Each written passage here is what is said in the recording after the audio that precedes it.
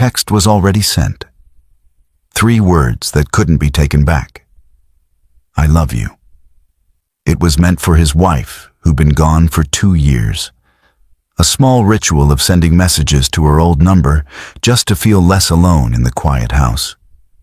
But tonight, in a fog of exhaustion and grief, the message went to the wrong person. It went to his boss, a CEO known for being tough, no nonsense, and completely unapproachable. What she replied left him speechless.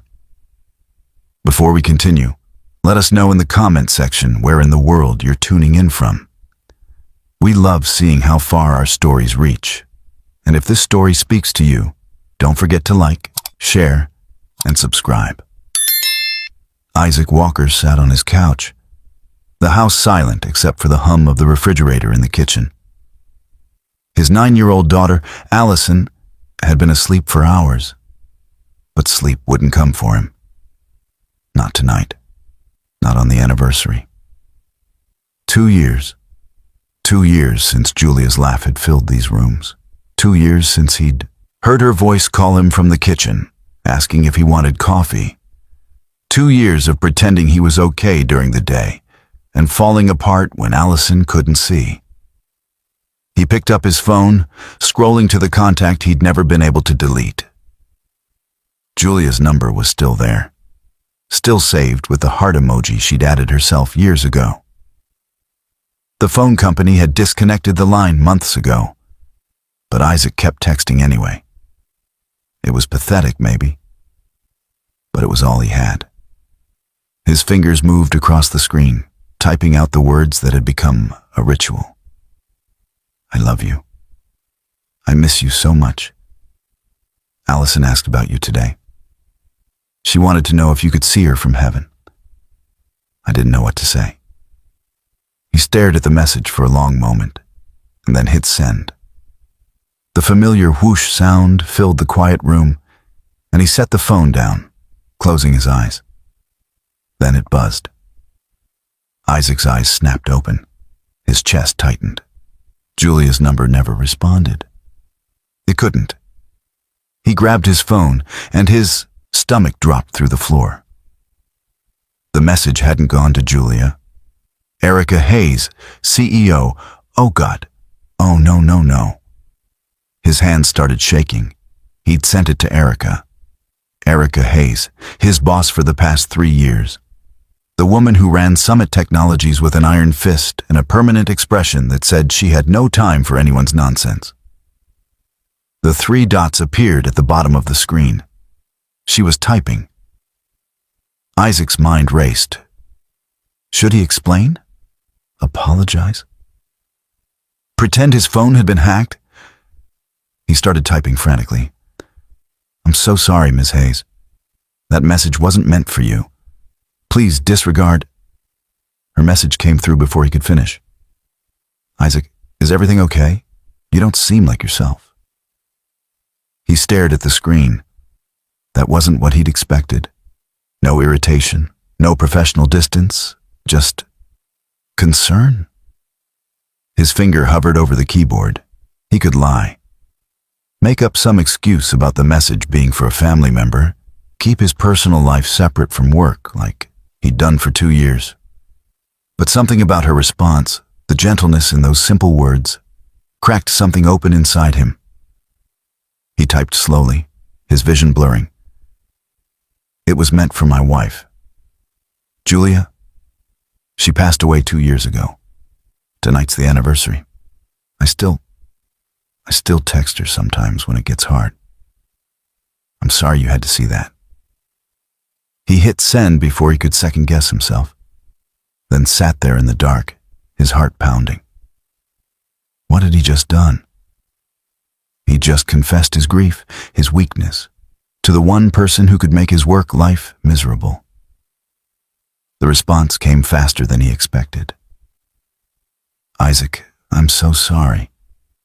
You don't need to apologize for missing someone you loved. I understand more than you think. He read the message 3 times, trying to process it. Erica Hayes understood. The woman who'd never asked about his personal life, who barely made small talk in the elevator, who treated every interaction like a business transaction. Another message appeared. If you need someone to talk to, I'm here. Grief isn't something you should carry alone. Isaac set his phone down and pressed his palms against his eyes. He didn't know what to feel.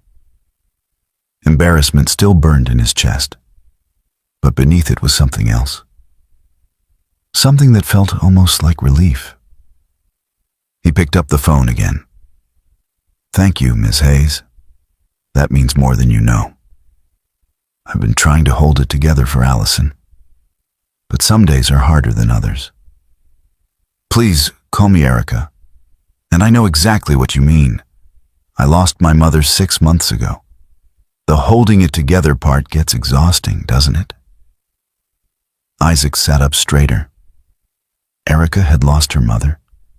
In all the meetings, all the project updates, all the brief conversations in the break room, she'd never mentioned it. Never shown a crack in that professional armor. I had no idea. I'm sorry for your loss. Thank you. It's strange how grief works. You think you're fine, and then something small, a song, a smell, a date, on the calendar, brings it all crashing back. Yes, exactly that. Isaac found himself typing faster now, the words coming easier. Tonight, Allison wanted to bake cupcakes because Julia used to make them with her every Friday. I tried, but I burned the first batch, and she just looked at me with these sad eyes. And He stopped typing, realizing he was rambling. But Erica's response came quickly. You're doing your best, Isaac. That's all any of us can do. Allison is lucky to have you. Isaac felt his throat tighten. When was the last time someone had told him he was doing a good job? When was the last time he'd let anyone see how much he was struggling? Thank you, Erica, really. I should let you get some rest. I'm sorry again for the confusion. Don't apologize. Get some sleep if you can. And Isaac, take tomorrow off if you need it. No questions asked. He stared at the message. Tomorrow was Saturday, so technically he'd be off anyway. But the gesture meant something. She was giving him permission to not be okay. Thank you. Good night. Good night, Isaac. He set his phone down and leaned back against the couch, his mind spinning. In 3 years of working at Summit Technologies, he'd never seen this side of Erica Hayes. She was always the boss, brilliant, demanding, fair, but distant. Tonight, she'd been something else entirely. Human. Isaac closed his eyes, and for the first time in weeks, the weight on his chest felt just a little bit lighter. He wasn't sure what would happen on Monday when he saw her at the office. Would things be awkward? Would she pretend the conversation never happened? But right now, in this moment, he wasn't alone in his grief. And somehow, that changed everything. Monday morning came faster than Isaac wanted. He'd spent the entire weekend rehearsing what he'd say when he saw Erica. Maybe a simple nod of acknowledgement. Maybe nothing at all. Maybe she'd want to forget the whole thing happened. He dropped Allison off at school, then headed to Summit Technologies, his stomach in knots. The elevator ride to the 5th floor felt longer than usual. When the doors opened, he walked toward his desk, keeping his head down. Isaac. He froze. That was Erica's voice, and it was coming from right behind him. He turned slowly, preparing for the awkward conversation. But what he saw made him forget every rehearsed line.